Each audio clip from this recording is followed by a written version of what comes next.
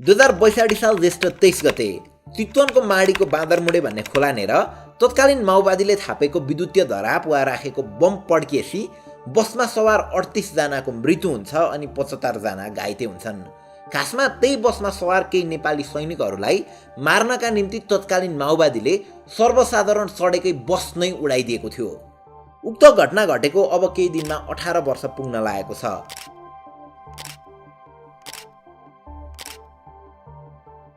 तैपनि त्यस घटनामा परेका पीडितहरूले आजसम्म न्याय पाएका छैनन्। कतिले आफ्नो परिवारको सदस्य गुमाएका छन् त कतिले घटनामा परि आफ्नो मानसिक सन्तुलन गुमाएका छन् त कतिको हात खुट्टा ढाड भाँचिएको छ। त्यो घटना भएको यो 18 वर्षको अवधिमा त्यही घटनाका मुख्य दोषी पकमल दाहाल प्रचण्डले त्यही ठाउँबाट चुनाव पनि जितेका छन् र अहिले देशको प्रधानमन्त्री पनि उनी नै छन्। आखिर किन र कसरी चितवनको बादरमुडे घटना घट्यो त? र यो सबै हुँदाहुँदै प्रचण्ड र उनकी छोरी रेणु दाहालले चितवनबाटै पटक पटक चुनाव कसरी जितिरहेका छन् त? आउनुहोस् बुझ्ने कोसिस गरौँ आजको यो भिडियोमा। 2062 सालसम्ममा आइपुग्दा माओवादी जनयुद्ध सुरु भएको 10 वर्ष भइसकेको थियो। त्यो अवधिमा 10,000औं मानिसको मृत्यु भइसकेको थियो। त्यति बेला अवस्था के थियो भने तत्कालीन विद्रोही माओवादी र तत्कालीन शाही सेना बीच गृह युद्ध थियो, जसको कारणले गर्दाखेरि दुःख भने आम सर्वसाधारणले पाइरहनु परेको थियो।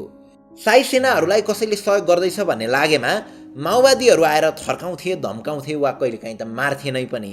त्यस्तै यदि कसैले माओवादीलाई सहयोग गर्दैछ भन्ने लागेमा सेनाहरूले पनि त्यही गर्थे।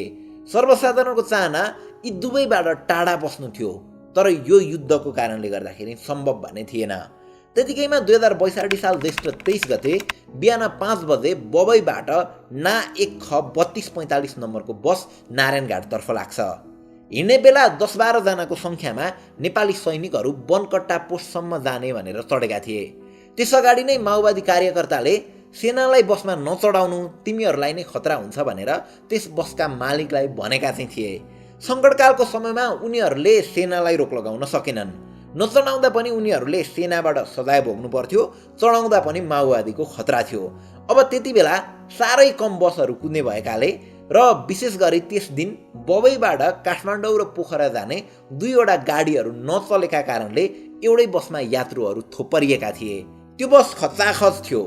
कतिसम्म भने भित्र सिटमा ठाउँ नभएर मानिसहरू उभिएका थिए र उभिने पनि ठाउँ नभएर धेरैजना छतमै चढेका थिए।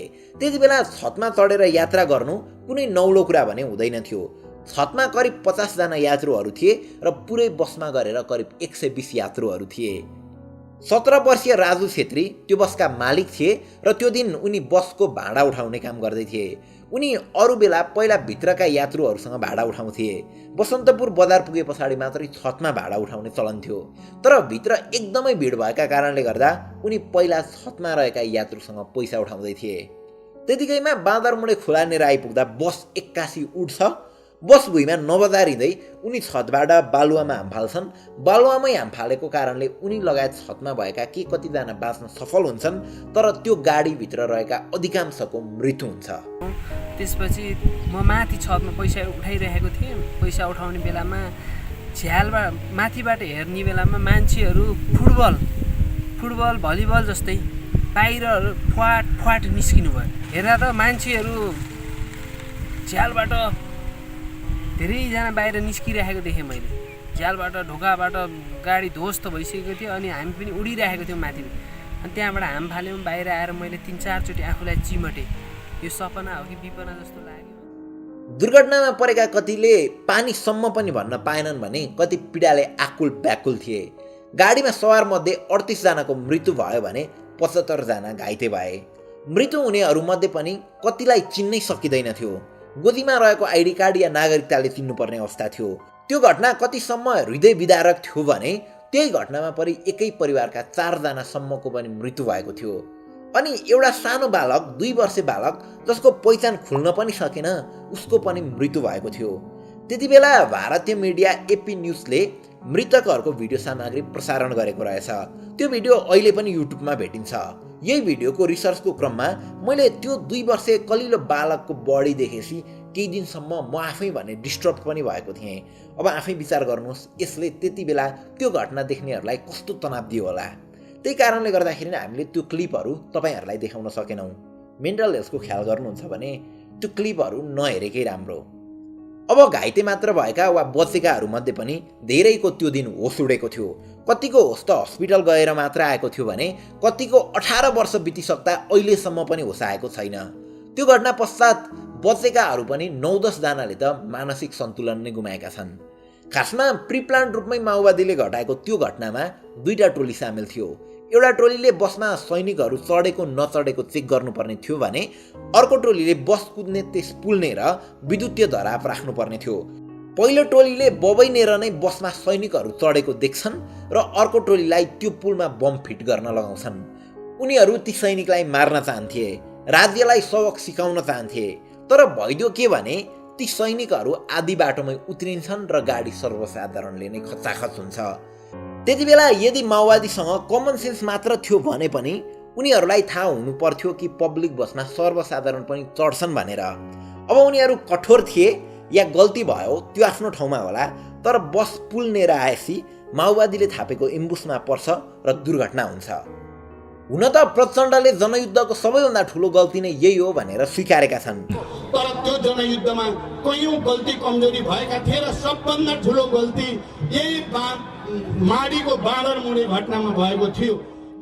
उनले त्यो दिन गल्ती भयो भनेर स्वीकारे पनि, गोइकै आँसु देखाए पनि त्यसैता यो घटनाका पीडितहरूप्रति झन् धेरै गल्तीहरू भएको छ। उनीहरूमाथि राजनीति गरिएको छ। हुन त यो घटना पछाडि लामै समयसम्म पनि प्रचण्डले माडी जाने आँट गरेनन्। यो घटनाका पीडितहरूलाई भेट्ने आँट गरेनन्। पछि घटना घटेको 7 वर्ष पछाडि माडीकै एउटा महोत्सवमा गएर उनीहरूलाई 60 लाखको प्याकेज दिने घोषणा गर्छन्। म आज तपाईहरुको अगाडि अरु लामो व्याख्या नगरी 60 लाखको एउटा प्याकेज बादरमुडे घटनाको निम्ति निकासा गरेर म आएको छु। तपाईहरुले बादरमुडे घटनाका पीडित परिवारको समितिले जसरी चाहनुहुन्छ तपाईहरुले खर्च गर्न सक्नुहुन्छ। पैसा 60 लाख निकासा भइसकेको छ। तर त्यो दिन कतिसम्म भयो भने प्रचण्ड आउने थाहा पाएपछि बादरमुडे घटनाका पीडितहरूले विरोध गर्दै कालो झण्डा देखाएका थिए। तर प्रहरीहरूले उनीहरूलाई नियन्त्रणमा लिए अनि बल्ल उनीहरूलाई नियन्त्रणमा लिएपछि मात्र प्रचण्डले त्यहाँ जाने आँट गरे। त्यस्तै के कति पीडित भने वाइसिएलको डरले त्यहाँ जाँदै गएनन्। वाइसिएल भनेका माओवादीका युवाहरूको सङ्गठन अथवा यङ कम्युनिस्ट लिग हो। उबेला अलिअलि उनीहरूको आतङ्कको बारेमा त सुन्नु नै भएको होला। अब प्रचण्ड आएर 60 लाखकै घोषणा गरे पनि आफ्नो परिवारको सदस्य गुमाएको पीडा त्यो 60 लाखको बिटोले के भरिन्थ्यो होला र पीडितहरूले त्यो रकम लिन मान्दैनन्, फिर्ता गरिदिन्छन्। अब यसरी उनीहरूले त्यो सहयोग लिन नमानेसी उनीहरूमाथि राजनीति हुन थाल्छ। पीडितहरूलाई फुटाउने काम हुन्छ अथवा पार्टीगत रूपमा डिभाइड गर्ने काम हुन्छ। उनीहरूमाथि राजनीति घुसाइन्छ। अब त्यही समयतिर कान्तिपुरले एउटा आर्टिकल लेखेको थियो। शीर्षक थियो बादरमुडे घटना दाहालले पीडित फुटाउन खोजे। यी कान्तिपुरको पेजबाट त्यो आर्टिकल सेयर पनि भएको थियो। तर त्यो आर्टिकल कान्तिपुरले हटायो या माओवादीकै कसैले हटाउन लगाए त्यो आर्टिकल अहिले भेटिँदैन। त्यस्तै सिआइबी नेपालले पनि त्यही समयतिर बादरमुडे बस विस्फोट नियोजित घटना भनेर एउटा स्टोरी कभर गरेको थियो र त्यसलाई आफ्नो पेजबाट पनि सेयर गरेको थियो। तर अहिले त्यहाँ गएर लिङ्कबाट त्यो आर्टिकल खोज्दा भेटिँदैन। अब त्यसलाई पनि डिलिट गरियो या गर्न लगाइयो। थाहा छैन हाम्रो भिडियोको हालत के हुने हो। अब यो समाचार लेख्ने र डिलिट गर्ने क्रम त चुनावमा झन् मजाले भएको छ। भयो के भने 2064 सालको चुनावमा प्रचण्ड काठमाडौँ 10 र रोल्पा 2बाट चुनाव जित्छन्। त्यस पछाडि 2070 सालमा भने उनी काठमाडौँ 10बाट पराजित हुन्छन् अनि सिरा 5बाट विजय हुन्छन्। अब 2074 सालमा उनलाई चुनाव जित्नका लागि नयाँ ठाउँ चाहिएको थियो। त्यसैले छोरीलाई मतपत्र च्यातेर भर्खरै जिताएको ठाउँ चितवनको क्षेत्र नम्बर 3 जान्छन्। तर उहिले चितवनमा त्यत्रो घटना घटाएका प्रचण्डलाई बादरमुडे घटनामा पीडित भएकाहरूले अझै क्षमा गरिसकेका थिएनन्। त्यति बेला आफ्नो चुनाव केन्द्रित क्याम्पेनको क्रममा बादरमुडे घटना घटेकै ठाउँमा गएर दीप प्रज्वलन गर्दै पीडितसँग माफी पनि मागेका थिए। त्यही दिन उज्यालोले एउटा आर्टिकल लेखेको थियो। बादरमुडे घटना, प्रचण्डले त माफी मागे, माडीवासीले माफी दिए त। उक्त आर्टिकल उज्यालोले मात्र होइन धेरैजनाले सोसल मिडियामा सेयर गर्नुभएको छ। तर त्यहाँ गएर क्लिक गरेर हेर्नुहोस् कुनै पनि आर्टिकल खुल्दैन। समाचार डिलिट गरिएको छ या डिलिट गर्न लगाइएको छ। अब चुनावकै त्यो बेला बादरमुडे घटनाका पीडितहरूलाई प्रचण्डका भाइ नारायण दाहाल आएर धम्काएका पनि रहेछन्, वाइसिएलको डर देखाएका रहेछन्। यो खबर 12 खरीले छापेको थियो। यो आर्टिकल पनि डिलिट भइसकेको छ। यी सबै डिलिट भएका आर्टिकलहरू काहीँ न काहीँ सेयर भएको कारणले गर्दा हाम्रो रिसर्च टिमले भेटाउन सफल भयो। तर दुर्भाग्य यो कुनै आर्टिकल पनि खुल्दैन। अब नाम चलेका मिडियाहरूले आर्टिकल डिलिट गरे पनि त्यति बेला कुनै लोकल न्युजहरूको आर्टिकल भने अझै भेटिन्छ। त्यति बेला चुनावको समयमा प्रचण्डको विरुद्धमा बोले मार्ने सम्मको धम्की दिएको भनेर पीडित कृष्ण प्रसाद अधिकारीले हाम्रा कुरा भन्ने लोकल न्युजमा अन्तर्वार्ता दिएका थिए।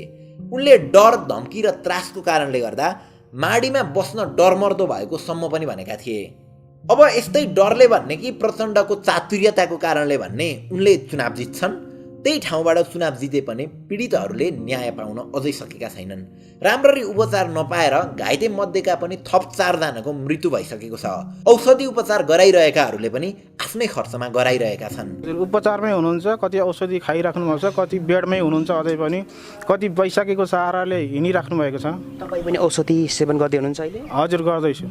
राज्यले व्यवस्था गरेको छ कि व्यक्तिगत रूपमा उपचार गर्दै हुनुहुन्छ? होइन, अहिले व्यक्तिगत रूपमा राज्य। अहिले त प्रचण्ड आफू प्रधानमन्त्री छन्, चाहने हो भने गर्न सक्ने ठाउँमा छन्। बादरमुडे घटनाको 18औं वर्ष यही ज्येष्ठ 23मा पुग्दैछ। हेरौँ तपाईँ हामीले सबैतिरबाट दबाब दिने हो भने केही गर्लान् कि, पीडितहरूले न्याय पाउलान् कि।